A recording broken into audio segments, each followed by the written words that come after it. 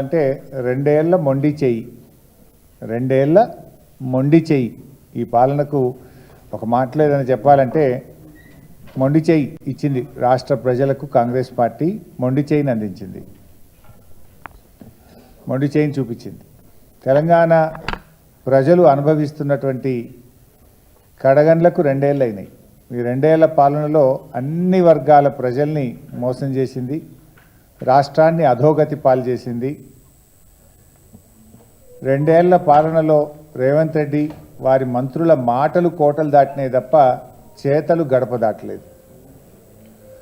ప్రభుత్వ విజన్ ఏంటో, విధానం ఏంటో, ఈ ప్రభుత్వానికి అభివృద్ధి పట్ల, సంక్షేమం పట్ల ఉన్న శ్రద్ధ ఏమిటో అసలు ఇప్పటిదాకా ఎవరికి అర్థమైన పరిస్థితి లేదు. అంతా గందరగోళం, అంతా అయోమయం, ఆగమాగం, సగం సగం.